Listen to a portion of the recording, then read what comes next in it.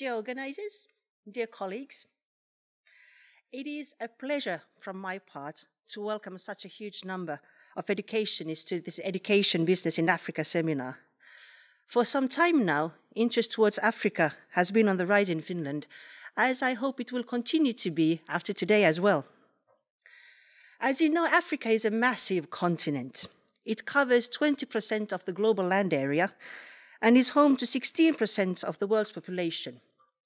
It has, according to the UN, 54 different countries. According to the African Union, it has 55 countries. The size of these countries ranges from Nigeria and its 203 million people to the 95,000 people of the Seychelles. Africa today is rising, and it is doing so rapidly. In May 2000, The Economist ran a cover story titled "The Hopeless Continent." Only 11 years later, the story had made a complete U-turn, and the cover story was now titled "Africa Rising, the Hopeful Continent." The World Bank is forecasting that the GDP growth in sub-Saharan Africa will reach 3.4% in 2019. But as can be imagined, growth across the continent is not even. Sub-Saharan Africa's three largest economies, Nigeria, South Africa, and Angola, are predicted to grow below the regional average. However, some smaller non-commodity-driven markets are predicted with growth of over 6%. These countries include, among others, Côte d'Ivoire, Senegal, that's mine, Rwanda, Ethiopia, and Uganda. In the past, African countries have missed the opportunities offered by the previous three industrial revolutions.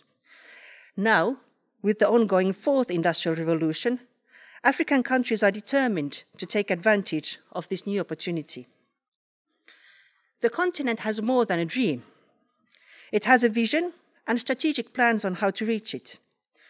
The Pan-African vision is well formulated: an integrated, prosperous, and peaceful Africa, driven by its own citizens, representing a dynamic force in the world arena.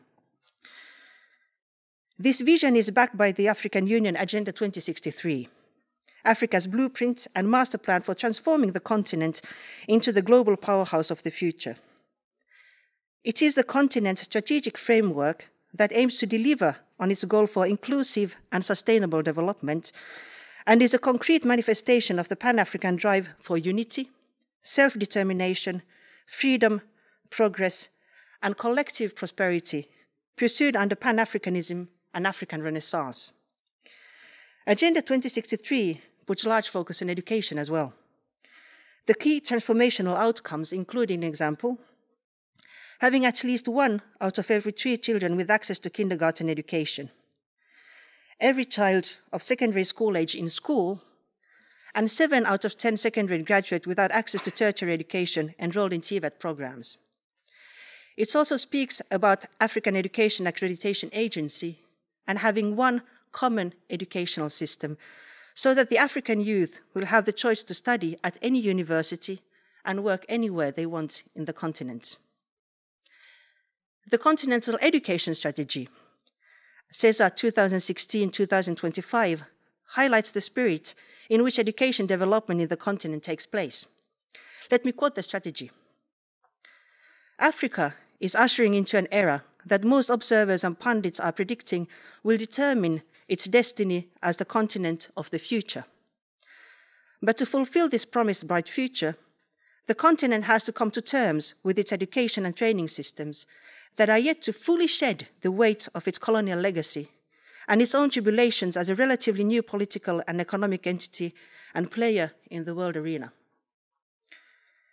These goals, as well as the rapidly changing innovation and technology environment, calls for a rethinking of the focus, content, and approach of education. Current policy interventions, as well as the majority of learning and training activities, focus on traditional education that serves the formal sector of the population.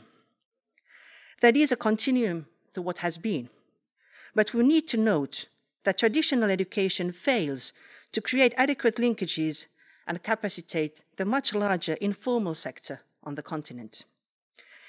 This informal sector is estimated to include 70% of African population. The informal sector economy accounts for over 40% of GDP in many African countries and holds keys to transforming the continent. It is also important to note that most of the creative and innovative activities in Africa take place in the informal sector. Education must be a vessel that catalyzes a skills revolution that leads to achieving Africa's goals. Education must actively promote research and innovation, but also build knowledge, human capital, capabilities, and skills needed to drive Africa forward. Beyond individual skills, education has the power to develop the collective mindset that leads to meeting the Agenda 2063 goal, the Africa we want. For major change to happen, as educationists need to recognize the need for a paradigm shift in our thinking. We need to shift from the often prevailing thinking where future is seen as linear continuum of the past to recognizing arising discontinuities that face present and future African generations.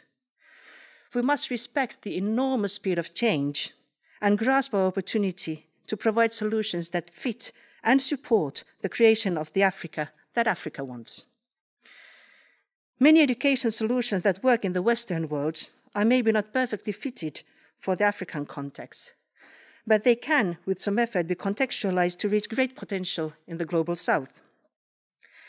African countries and companies do not need, or maybe even want, our Finnish curriculums, our Finnish qualifications, or other Finnish solutions to problems that exist here in Finland. But they need experienced partners to help create the best solutions that work for them.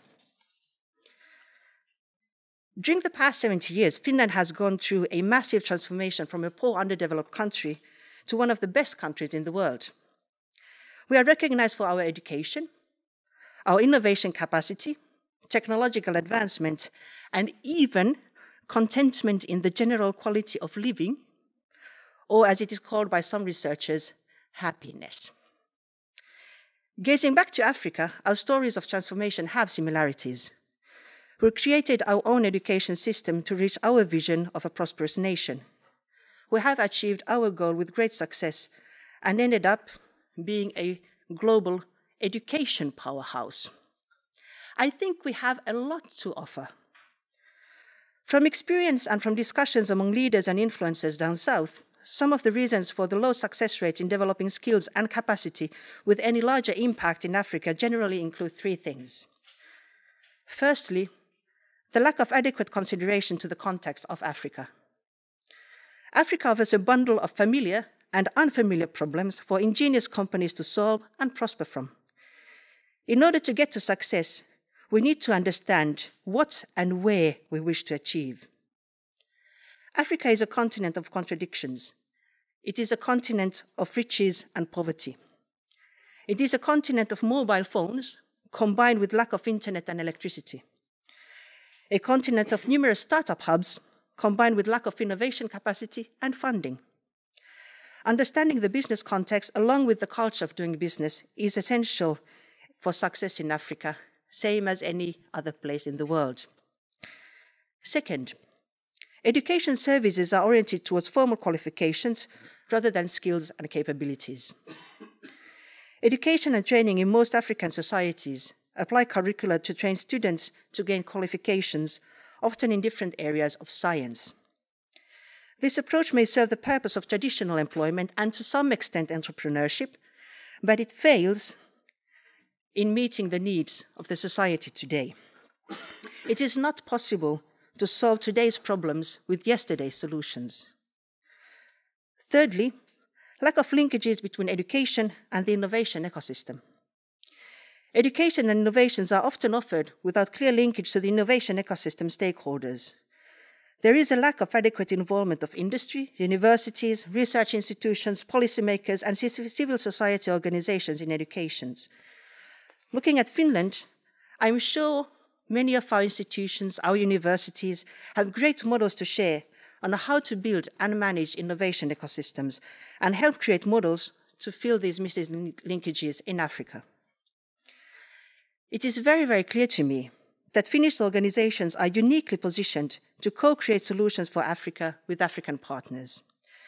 Our history in education and the value placed on education in this society form a solid basis for creating success stories in Africa. Surely a country that has the capacity to offer affordable quality education for all its people and to educate them towards digital skills and entrepreneurship and innovation and another array of practical skill has also the required expertise to co-create solutions for the very similar goals African countries have in their strategies. We may still be a bit strangers to Africa, but in a very, very cool way. Today here we have a good opportunity for learning and for sharing. We have a wonderful variety of speakers and participants from Finland, from our respected African diaspora, present always here with us, all having different types of expertise and knowledge on how to succeed in Africa. I wish that during the course of today, we'll have good interactions, lively discussions, maybe a few debates, and leave with new solutions, clear next steps, and a path that leads to good, successful, impactful business in Africa. Thank you.